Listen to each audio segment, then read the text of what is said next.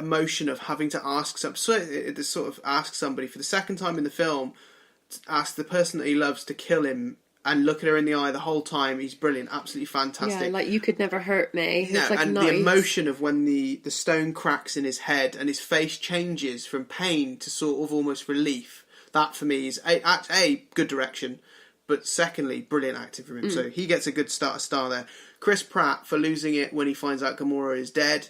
You can everyone who's ever loved somebody can relate to that emotion, and he purveys it brilliantly in his face. And he's got one of those faces where he's just, you feel bad for him instantly, and he's got a cute face in that kind of like ah. And normally he plays it in kind of like from Parks and Recreation or whatever. He plays it in the kind of like the sort of idiot way, but in this it was kind of you felt bad for him. He's always the funny man, and it is just nice when you have those snippets of, oh yeah, there it is. Do you know what I mean? No, he's kind of like stereotyped into the comic roles all the time, isn't he? So yeah, that was good. And then my third one was a mixture. It was Tom Hiddleston, Spider-Man, and Iron Man together. That scene you just said about where he was saying, "I don't want to go, I don't want to," and he's trying to hug him. I did let it go a little bit because he did actually take longer to turn to ash than everyone else, but that's fine. I'll let that go because you have the kind of he's a child, and that was the bit that he really purveyed there, is that he's still a kid, and it's not fair that he has to go. And then you've got Tony Stark in his own self thinking, this is my fault because I've got him into this. Even though he would have gone anyway. No, he'd have gone anyway. And then so the two of them together, absolutely brilliant. I really like that. That made me cry. And then finally, Gamora in, firstly, the arrogance of, you don't love anyone, haha, you're going to lose. And then the realisation in his face of kind of, oh, hang on a minute. He means me here. And it's that kind of, and not only that, earlier in the film when she has to purvey the killing bit, when she kills him, and then she genuinely looks mortified. Yeah. To me, those are the four. I mean, I'm not saying anyone was bad acting, apart from Peter Dinklage. There was no bad acting, but these were the four for me that really stuck out. So that's where I'm going to give my acting award to those four for the film. Congratulations. Yay. That's all right. And now we're going to give our overall Dana rating on the film. Basically it's going to be 9.5 specs. Hails to the Geek gives this one. We sure do. And that is exactly because we have said that we still have a fantastic cast gelling. So you have to think there's something like 46 cast members or something like that. 110 on IMDb. Yes, and there's 46. Oh, it's just ridiculous. It's like 110 on IMDb. There's 46 that we have to like convey as one side. You've got the CG. Oh, and they have to like.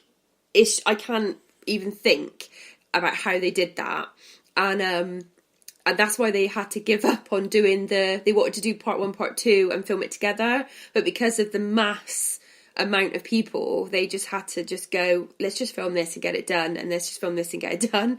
So yeah, that is amazing. They also gel. It doesn't feel funny. You still believe that they've all just been in a hotel, like the Captain America and all that lot have just been sat in a hotel for all this time. Vision, it works. For me, the chemistry they all have together is brilliant, and the comedy scenes are genius, and you get the feeling that's generally from watching all of the media that they've done during the release of the film a few months ago. They generally seem to like each other, and it shows on screen. Yeah, and so I want to be part of the Marvel family club. I know, it makes me want to be in the film. Like, why am I not part of this? Yeah, group? I want to stand up and get cuddles. I'm a big Disney fan anyway, and now that Disney obviously support Marvel, they've taken over Star Wars as well, like the Star Wars universe. You can tell Disney are rubbing on it, and I appreciate that it's, oh my god, it's Disney, what are they going to do? But that's where the humour comes from. They're very clever with that. It's funny, it appeals, but they're really good at just pulling you back round, giving you that Lion King factor of, but we're gonna kill the good guy. Yeah, exactly. We're gonna give you the emotions. And then there's a dad's gonna die. Yeah. Not literally, but you know what I mean? The comedy. The Mufasa factor. Yeah. So that's really good.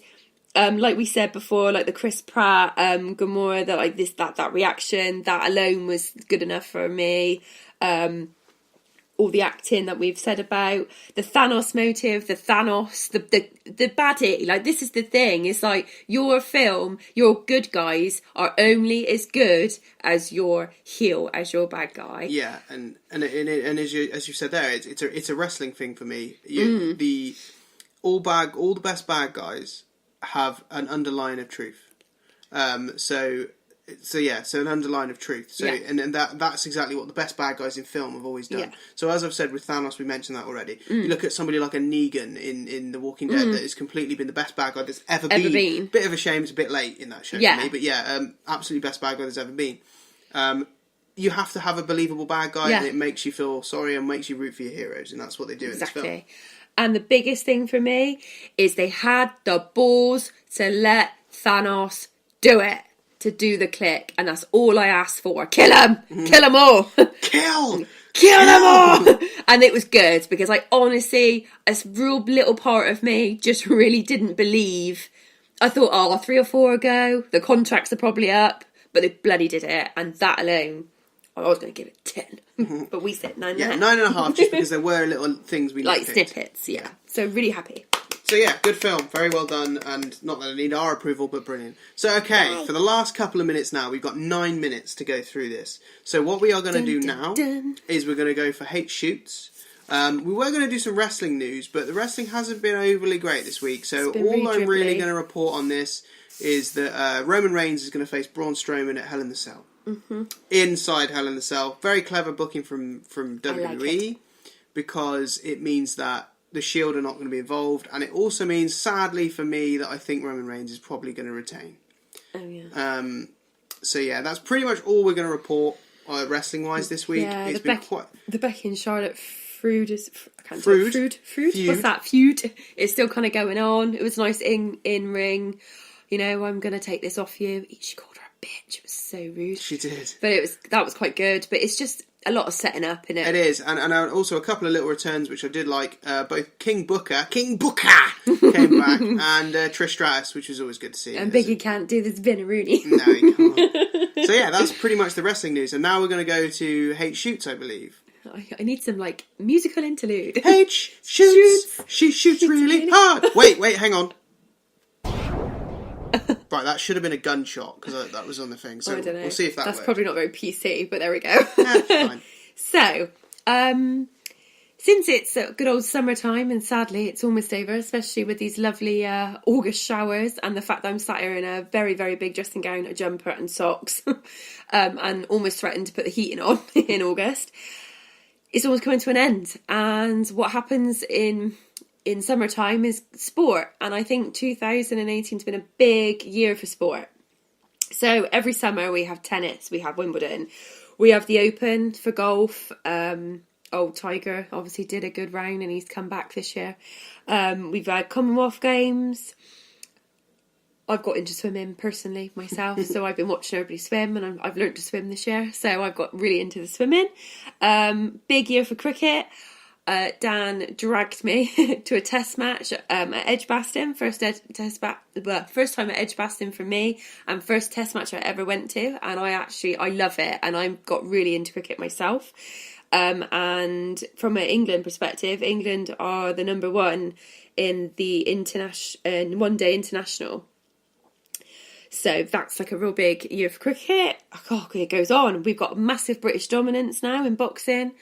Anthony Joshua. So it's massive, and I know you're all going to kill me if I don't mention it, obviously, but don't know if you all noticed, but we had the World Cup this year. So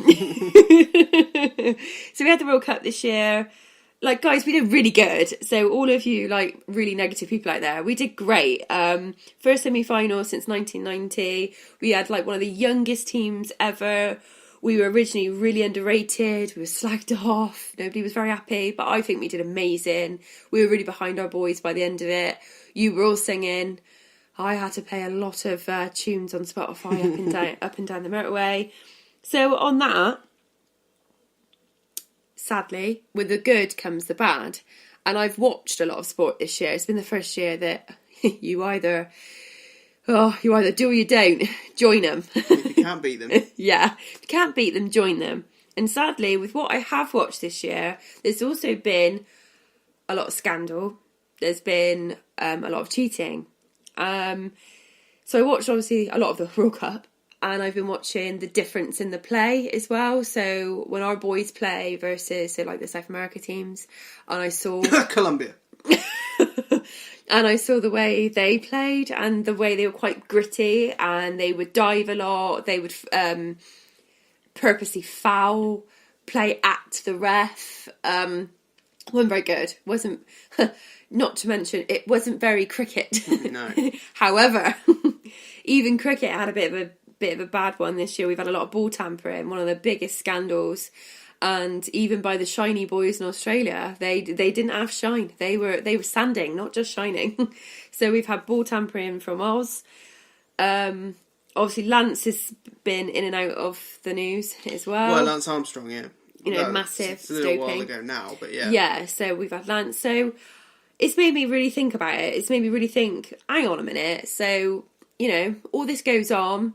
I used to be really, really into like rugby. I used to love the rugby. I tend to not remember second half because I'm usually rather drunk by that point.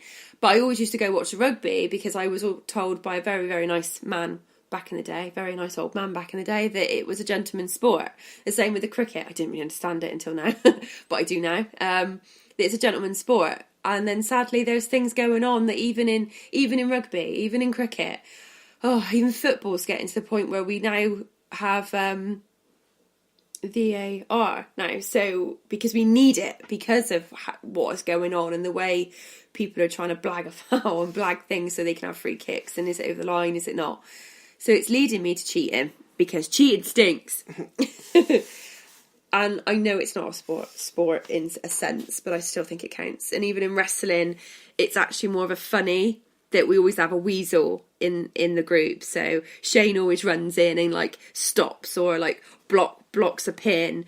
We pick up and we have like the DQs and like throw in a chair. The refs are useless half the time on purpose and don't show it. So it's funny in that respect, but actually it's life imitating art, imitating life, which is really I had a really sad. funny comment earlier from somebody who I mentioned we were going to talk about this on the show, and he said we should have wrestling referees in football matches, because imagine hitting a steel chair with a referee on a football pitch, and then he gets up 3 or 4 minutes later, someone's throwing the ball in the net, and he goes, "It's in the net, I didn't see it, it must be a goal. It's a goal, definitely." A goal. That would be absolutely brilliant. But yeah, no, and to your point, to be honest, it's one of those things where I'm not sure if you were finished with what you were saying, but yeah, it's I believe, and I'm going to sort of, again, as I try to do in this segment, try and play devil's advocate to sort of not justify, because I don't believe there's ever a reason to justify cheating in sport, but it is, I believe, in certain terms of the South American team. So my perfect example of this is Neymar, the footballer.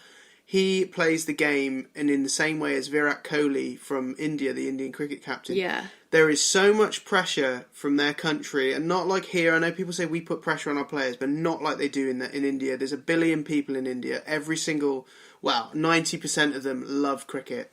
Brazil, everybody in Brazil loves football, and the pressure they have put on them changes them as a person and makes them not play the game for what they love. They play it because they have to win. Yeah. And Virat Kohli, when we were at Edgbaston, he's a fiery guy anyway, and he has these tendencies to overstep the mark.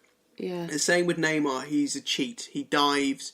He will be at the referee, and that's what happens. And I believe it's not necessarily all his fault. I do think it changes. And I know you mentioned to me earlier about Maradona, the hand of God, one of the most infamous moments of cheating in sports history. And to me, that's not as bad a cheating, because it's a momentary thing where he's done it. He's a snap decision. He hasn't gone out and thought about it. And you mentioned the Australian cricket team earlier, and to me, that's worse, because they have gone and it's intentionally cheated. They've thought about it and cheated. Yeah. So I'll give you this. So for all our listeners, I will give you this. So this is a definition of cheating in sports, okay? So ripped off the internet, standard. But so here we go. So cheating in sports is the international breaking of rules in order to obtain an advantage over other teams or players. Sports are governed by both customs and explicit rules regarding acts which are permitted and forbidden at the event and away from it. Forbidden acts frequently include performance-enhancing drug taking. Lance Armstrong. Which we will say, so we all know that is doping. Usually equipment that does not conform with the rules, or altering a condition or equipment during play, which again is the ball tampering.